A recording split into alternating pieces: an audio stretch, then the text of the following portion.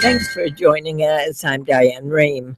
When Ashraf Ghani was inaugurated president of Afghanistan last September, he publicly acknowledged his wife, Rula Ghani, the new First Lady.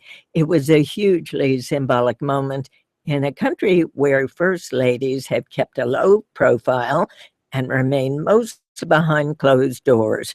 Rula Ghani has chosen not to follow in this tradition. She's running an office in the presidential palace. She's working to shape the troubled country's future. Rula Ghani joins me, and you can see as well as hear our conversation. We'll be video streaming. You can go to drshow.org and click on Watch Live. You can join the conversation by calling us at 800-433-8850. You can go to drshow@wamu.org if you'd like to send an email or follow us on Facebook or Twitter. How wonderful to meet you, Mrs. Ghani. Thank you so much, Diane. I'm glad to be here. I'm thrilled to have you here. You know, so much has been made of that moment of your husband's inauguration when he introduced you. Were you surprised or did you expect it? He had said he would mention me. I thought he'd mention my name. But what he did, he really expressed his appreciation for whatever social work I had been doing with vulnerable people, especially with children that work on the streets of Kabul. So, yes, it was very heartwarming. He almost choked saying it. Really? So the whole audience really felt it. Now, the whole audience felt it and acknowledged you. How do you think the population at large reacted? From all the women that have come to see me since, I know it gave them a lot of heart. They felt like finally they had somebody somebody to whom they could talk, who could listen to them, who could understand their concerns, and maybe help them in their difficulties. And what about the men? You mentioned in your introduction that I decided to be active, but I didn't decide not to be low-key. I'm still very low-key. I am in my little office on the palace ground. Palace grounds are enormous. And I don't make much waves. What I do is that I receive people and they come to me and they talk. And I don't have a budget. I have a few colleagues. We're now almost 8. I say almost because we were 7 when I left. I know that we have one more person that had joined the team. But it's a team that's in progress. And what we're doing is nothing very flashy. We just try to help people and try to understand what their concerns are. I like to think of me as a listener and a facilitator. That's what I am. Can you give us an example of the kinds of concerns that someone might come to you with? Usually I receive groups. I don't deal with personal problems, because then it really edges on politics, and I don't want to be into politics. And maybe this is why men don't really mind me too much, because they have their own venues and I keep my own little venue. Women will come and they will talk about the difficulties they encounter. For example, if it's school teachers, they might talk to me about how the system is overloaded, that the schools are crowded, that the process of failing a student is almost inadmissible today, because if ever they try to fail somebody, they will receive phone calls from left and right and will have to reinstate the child. The process of,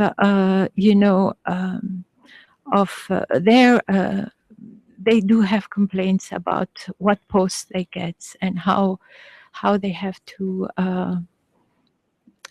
they have to really there is an exam that allows that kind of supposedly distributes the jobs between the teachers, and it's not everyone that passes the exam. They have to they have to pay their way through it. Let's put it that way.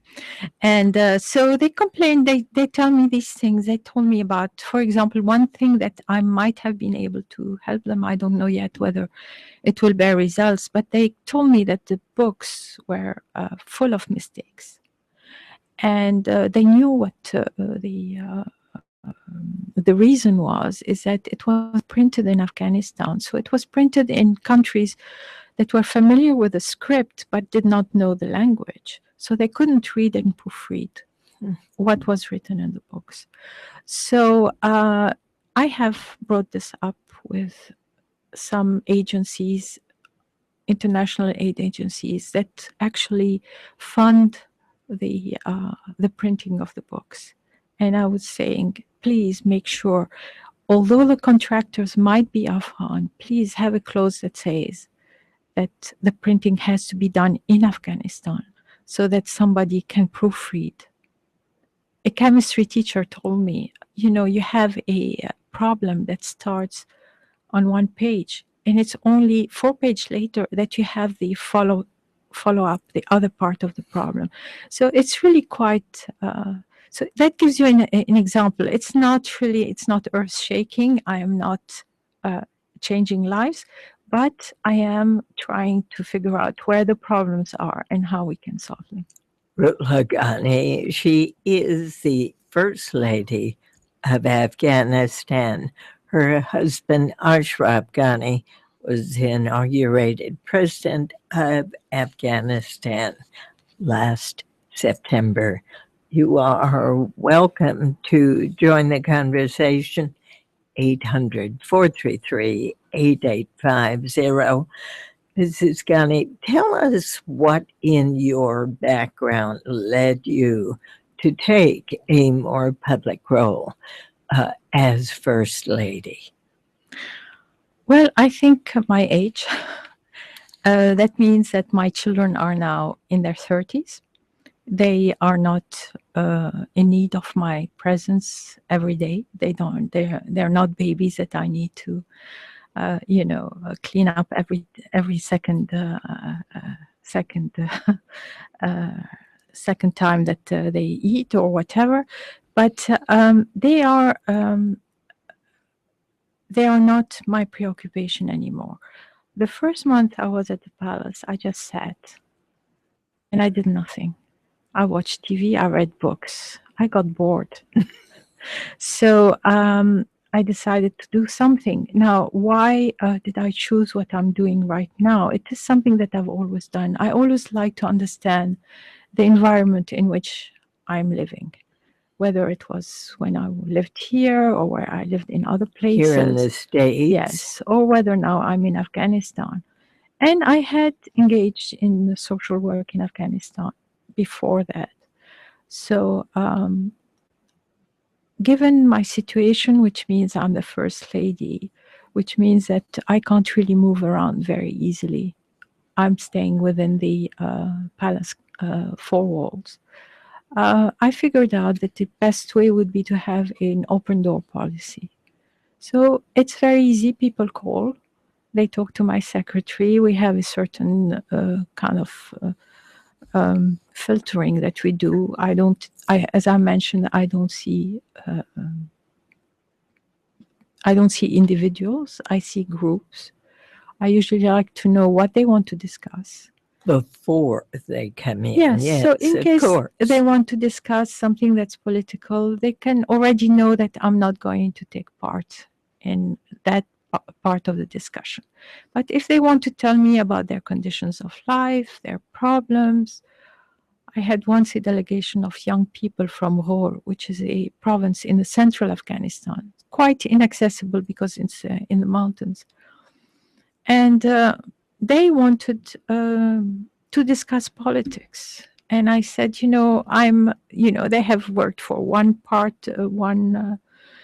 candidate during the election. And now I said, I'm the First Lady of all of Afghanistan. You're all my children. So I'm ready to listen to you, but please let's put the political discussion aside. So we started talking about the fact that they need that the road that links them to the city of Herat should be paved, because it would make it much easier for them to reach there, although it's still like 5 or 6 hours drive. And then after that, I said, okay, I'll pass it along, but I'm not promising anything. So this is basically what I do. Rula Ghani, the First Lady of Afghanistan. When we come back, we'll talk about her childhood, many other things. Stay with us.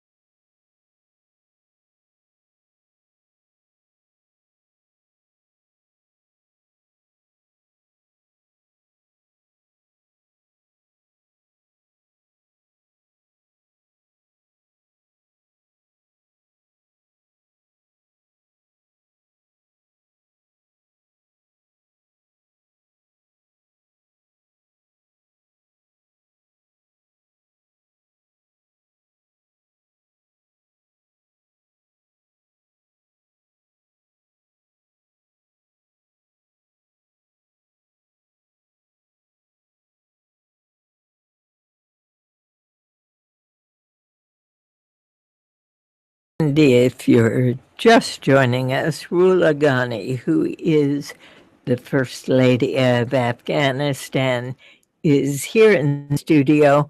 You can watch live video of our program by going to drshow.org.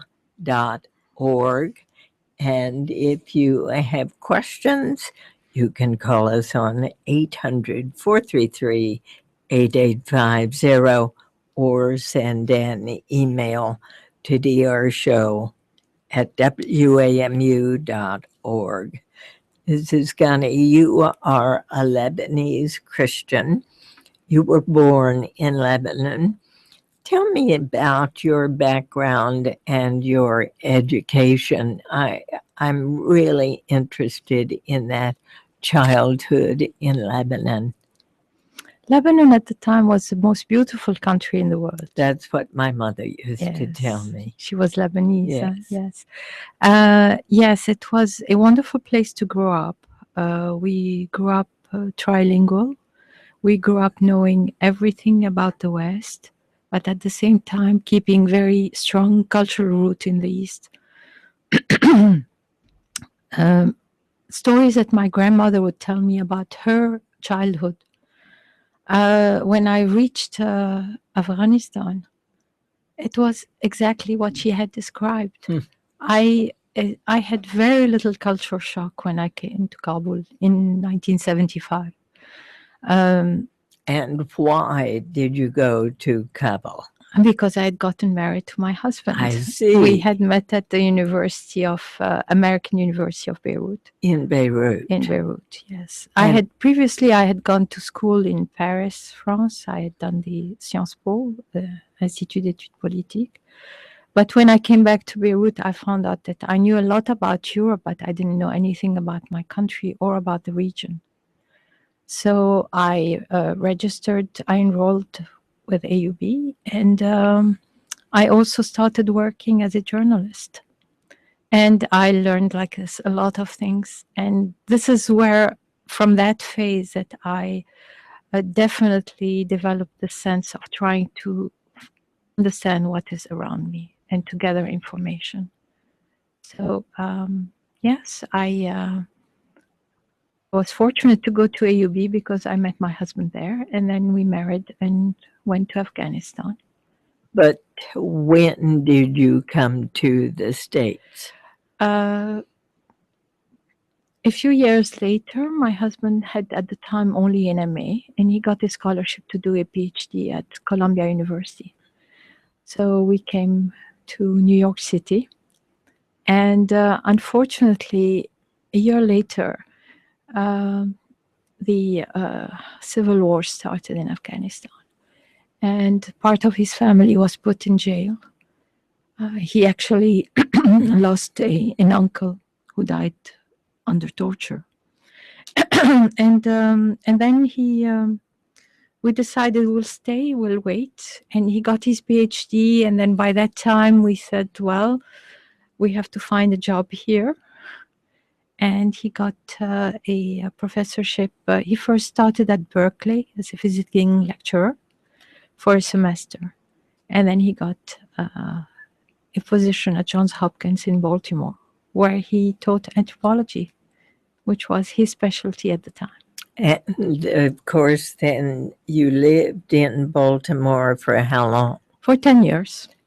And don't you have triple citizenship? Yes, because staying in the States, we needed to apply for a green card, which at the time was given rather quickly because with all his family, all the male member of his family in prison, he did have a basis for political asylum.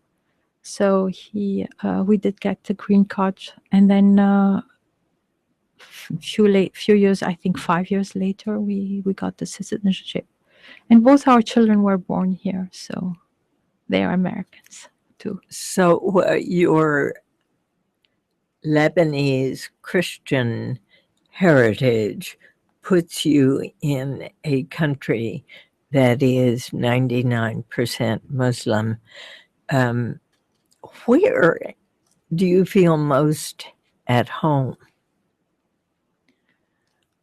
I feel at home wherever I am. I think you learn to blossom wherever you've been planted. I think it's something you need to learn in modern days because people keep moving. Even within the United States, people move from one town to the other, from one city to the other, and they learn that there is a period of transition, and then you learn to adapt to your new environment, and you make friends, and you find occupations, and then you become part of that place. But in your question, you seem to think that because I'm born in a Christian family, it should be such a big contrast with what was Afghanistan. I'm an Eastern Christian. I'm a Maronite, which means we pray in Arabic, which means we pray in the same language all Muslims pray. And the religious vocabulary is the same.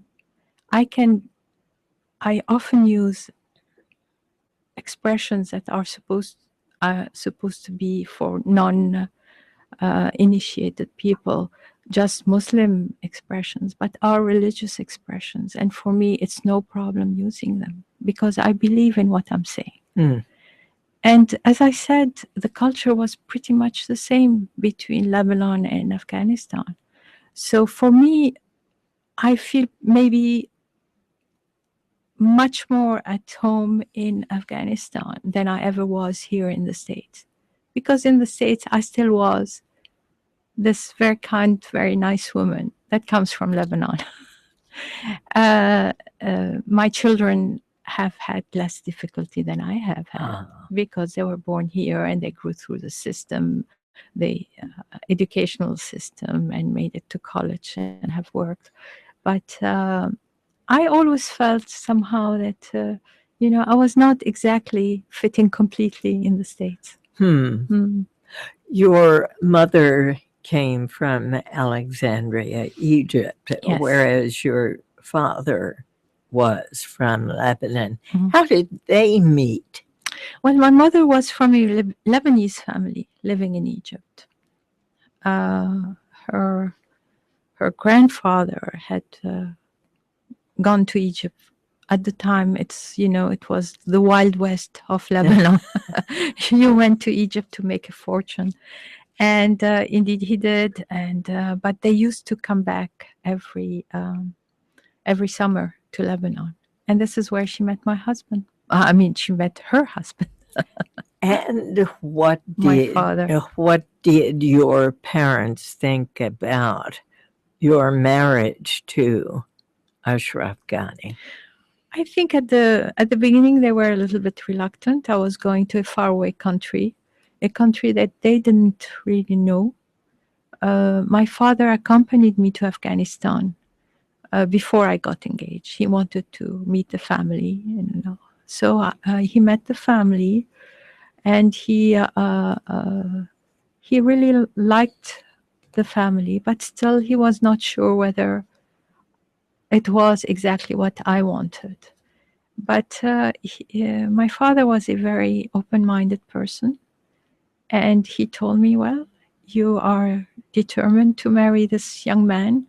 I can see he's a very, very bright young man, and I can understand why. If you find that it gets difficult, you can always come back home.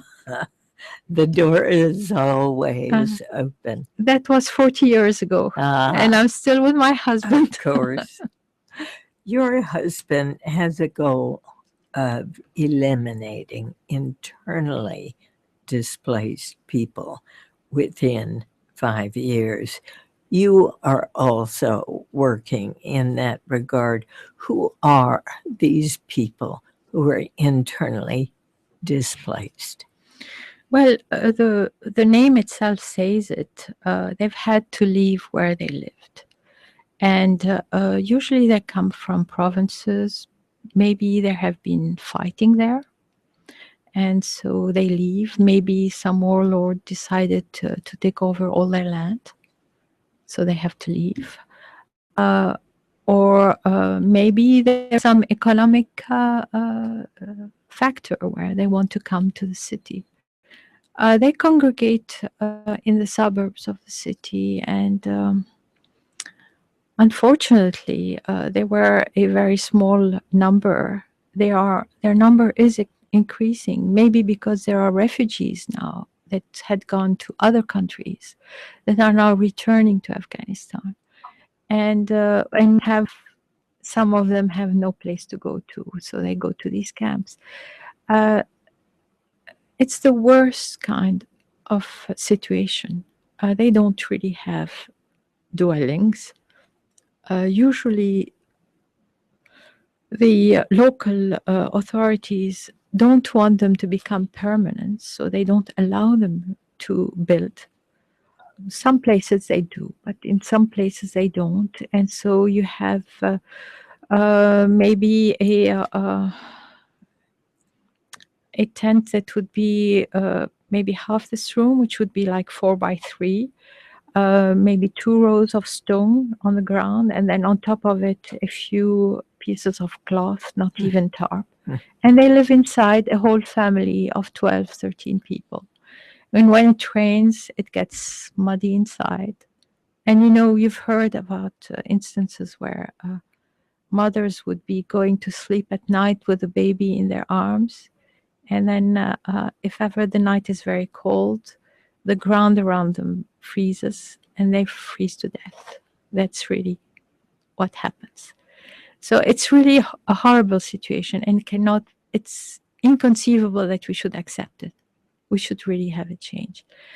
Up till now, there has been a lot of humanitarian assistance uh, sent to distributed in these camps. But I do have a problem with humanitarian assistance because it doesn't seem to resolve their problem. Mm. They're still there. Their numbers are increasing. There are about 700,000 IDPs registered in Afghanistan. So, what do you believe needs to happen, and what can you do to help make it happen?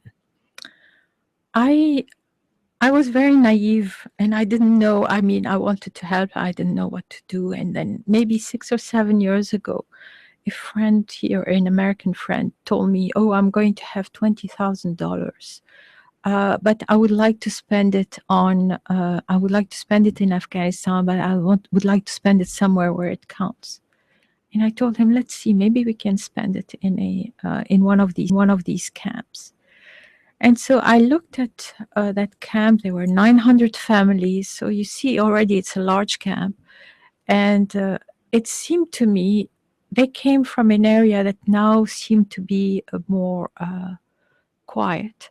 And I said, well, maybe we can help them with transportation to go back from where they came. Hmm.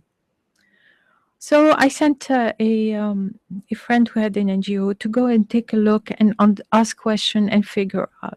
And he came back and he said, it's impossible. I said, why? He said, they cannot go back. They left there because their land was taken. And as long as that person is still there with their land, they cannot go back there. So there I realize it's not humanitarian assistance that's needed. You need political will. You need political will to either decide these people should have a piece of land and give them that piece of land and build on it dwellings, a township with all the things that are needed, shops, mosques, schools, clinics, even attract industries to provide for employment. You know, a kind of a place that could be maybe far from town, but would be self-sufficient so that they will be comfortable living there and make a living, make a life there. Or otherwise it was not going to happen. So my husband does have the political will. And I hope that once he starts doing what he's supposed to do, I'll be able to help. And you're listening to the Diane Rehm Show. But it seems to me as you speak, Mrs. Ghani, you have moved into somewhat the political realm by offering to your husband your understanding of what's happening there and engaging him in that effort. Definitely, I share all my information with my husband, but I never take part in the decisions. I see. And sometimes he does take decisions that I'm not very pleased with. So it's not that I am like somebody breathing down his neck. I just tell him about my day and about what people tell me, and sometimes he picks up on something. But the situation of the I had told him about the IDPs maybe 7 or 8 years ago. And eventually he did go and visit and he saw for himself. So he saw that it is a situation that's really untenable. And what kind of support does he have within his government to do something? I don't know. I really don't know. I suppose if ever he says let's do it, they will try and do it. I have no idea. But my husband is not the kind that will say, okay, just give an order and wanting people to do it. He will think through the systems, and he's already reinforcing an agency that's called the Land Authority, so that land can be found. Because land problems, like in any other post-conflict country, titles to the land are not very clear. It's a big mess. Oh, Some people have forged titles. Some government, because we've had successive government during the Civil War, some government superseded other titles. It's some people have taken over government lands. It's really a big mess. And what he's doing is that he's kind of putting all the authority under this one agency, and maybe that will help. Rula Ghani, First Lady of Afghanistan. Short break here. We'll be right back.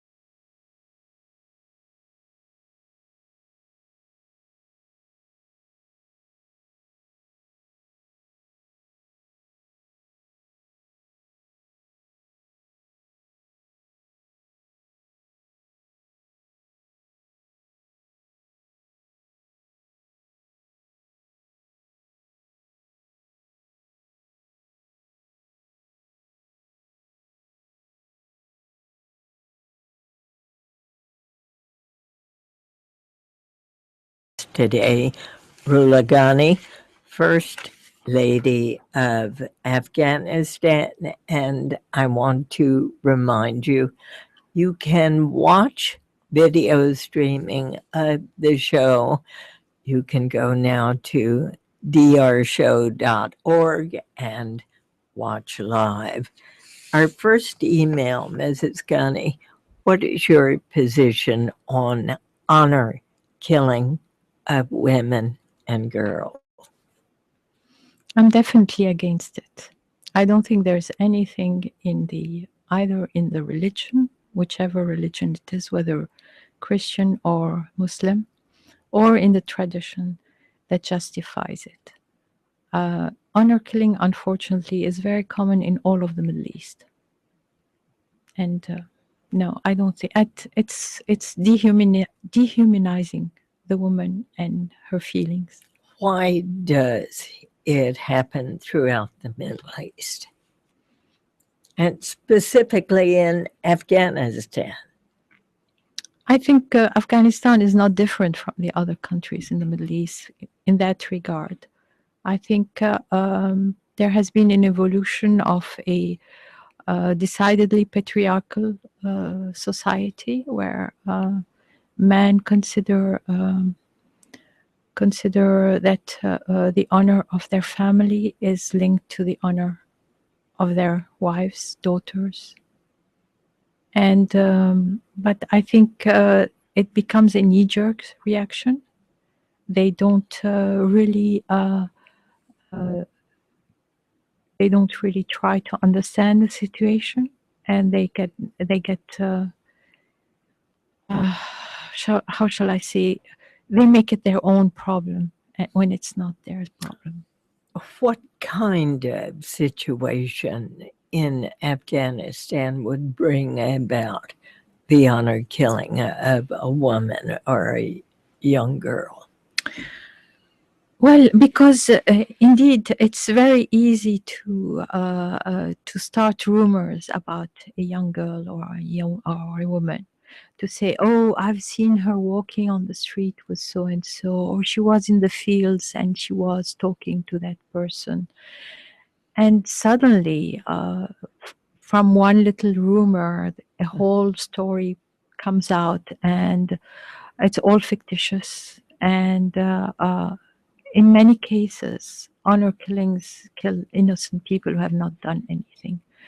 Now, sometimes it is a question where there is an elopement, a person who tries to elope with somebody that is not recognized as a suitable husband for her. And sometimes they manage, sometimes they don't, and then it gets to be honor killing because. But it's what I mean. What I really resent is the fact that often it is on hearsay. And it's usually maybe a dispute between two families, and one family wanting to hurt the other family will start talking about their women, and then the other will just take the bait and say, "Oh, but our honor." It's totally ridiculous. It has no sense, no sense at all. It must be horrific for you as First Lady when you hear about such an honor killing. It is. I must say, these stories don't come to me. Up till now, I haven't heard of any honor killing during my tenure, my very short tenure as a First Lady. So I don't know also what is the role of the media in that, and whether looking for sensational whenever there is an honor killing kind of exaggerated. There are other stories also of harassment, of sexual harassment, that also cause honor killing. And instead of killing the woman, what they should do is educate the man, respect the woman. I don't know. It's a very difficult topic. Indeed. All right, let's open the phones. 800-433-8850. First to Stephen in Birmingham, Michigan. You're on the air. Good morning, Diane. Good morning, Mrs. Ghani. Hello. Good morning. My question for the First Lady is, does your agenda include efforts to safeguard the right for Afghan girls and women to receive education? And if so, how effective do you think you can be in those efforts? I definitely believe in education for everyone, whether women or girls, boys or men. I think with education, your world widens. You understand the relativity of things, and you're more able to make clear decisions. So yes, I am definitely going to try and help, but I don't have agendas. I just kind of, uh, uh, receive the concerns of people. Like now, I hear your concern about education, and if I find myself in a different setting with people talking about education, I convey that concern. All right, let's go to Jennifer in Nazar, Florida. Hi, you're on the air. Good morning, Diane. Good morning, First Lady. Hello. Good morning.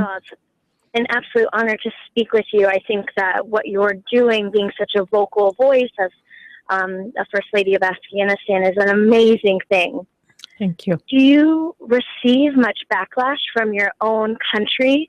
Maybe citizens who feel that as a woman, regardless of your standing as First Lady or not, that it's your job to remain quiet and cloistered within the palace, not becoming such a vocal and interested and engaged person in the hierarchy of your country? As I said earlier, I am not that much of a vocal person, or I don't create that much waves in Afghanistan. Everybody, all the women know that they can come and talk to me. And I try to help them, but I don't want to upset the apple cart. But you are here in the United States speaking out, and surely your fellow countrymen and women know that that is expanding your visibility, if not your willingness to speak out. Well, I've never had a problem with visibility. I've given interviews in Afghanistan, but I am not a political actor over there. I am a voice. Yes, I speak up. Yes, I say, but I don't have any weight. I'm just a First Lady. So maybe here, because the medias are so prolific, and maybe because so many people have been wanting to talk to me, I'm getting my 15 minutes of fame. But I'm going to go back to my office, which is in a small little house, and I will carry on meeting people and seeing people and trying to help. In all my intervention, I always try to be positive. I never present a problem without trying to find its solution.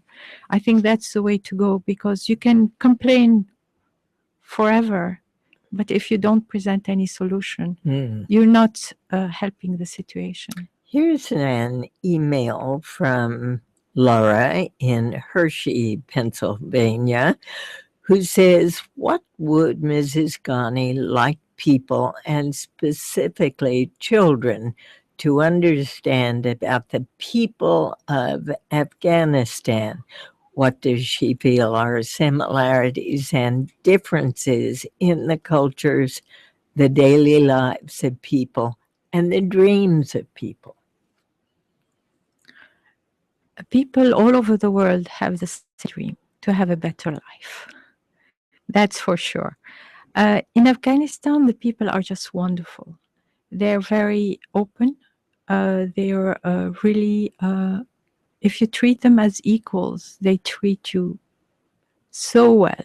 I've always had very good interaction with everybody that I have worked with or lived with or interacted with in Afghanistan. They are proud people. They're not beggars. Despite all the international aid that has been poured in Afghanistan, they don't go around with their begging bowl. They try to do a life for themselves. And so I want people to understand that they are hardworking people. The women especially are facing a lot of problems because of some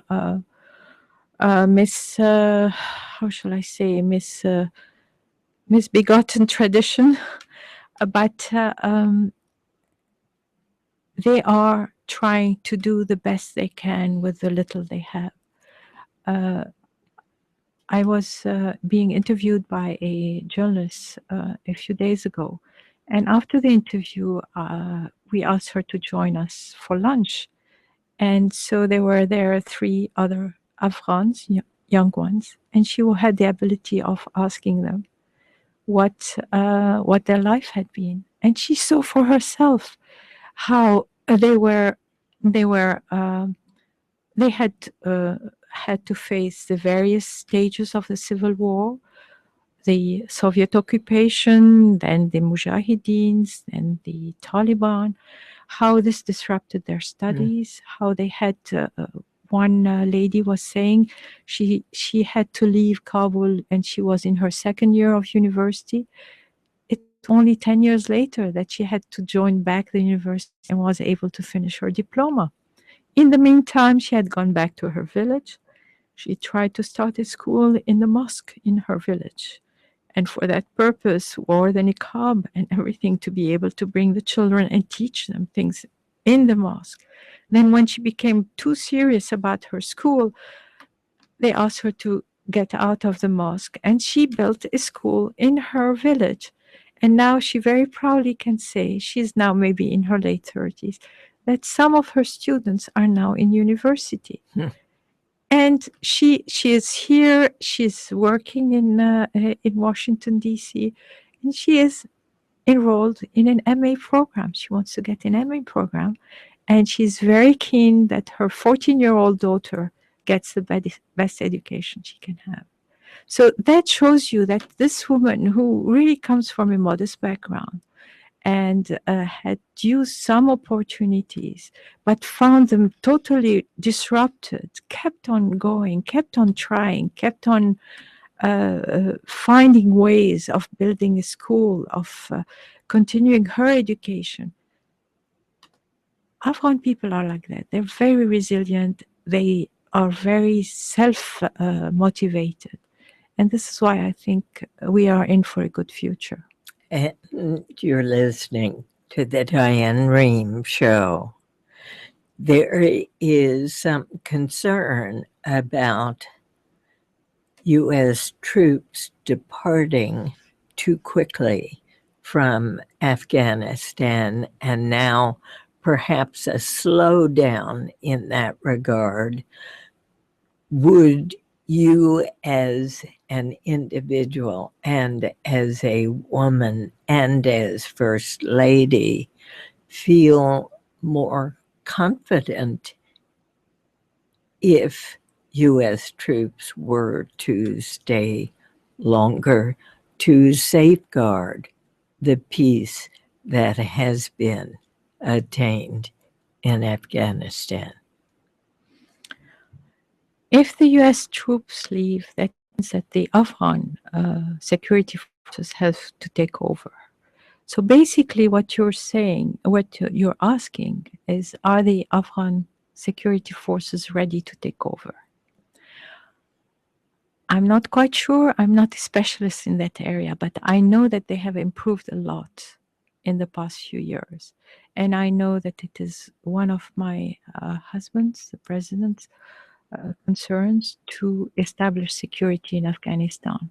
So I don't know how to answer your initial question. U.S. troops have helped a lot, have helped bring stability, but now we need security. And maybe that only can be done through Afghan forces.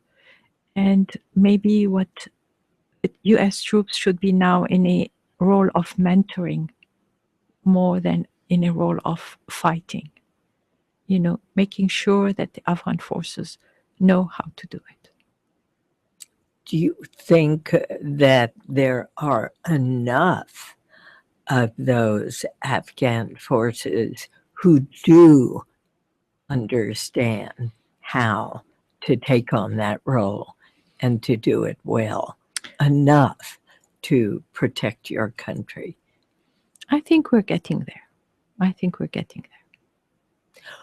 One last question I wanted to ask you. Do you wear the hijab in Afghanistan? Yes. You do? Oh, yes. No, I mean, I'm cognizant of the traditions of the country. And in Afghanistan, I'm always wearing a scarf. I don't know if you'd call it a hijab, but it's a scarf that I wear, and I am covered. And I always dress modestly, whether here or there. You dress beautifully as well. Thank you. No, but I think the reason I'm not always wearing it here is because I've lived here for 30 years, and I'll find it very hypocritical to suddenly start wearing a scarf here. Because I know You know, I've always been going around without a scarf here, so why should I wear it here?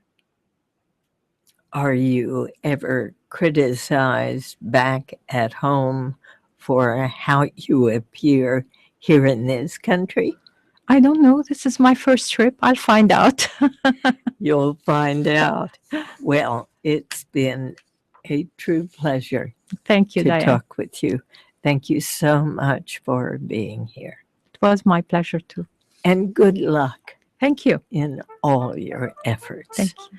Rula Ghani, First Lady of Afghanistan.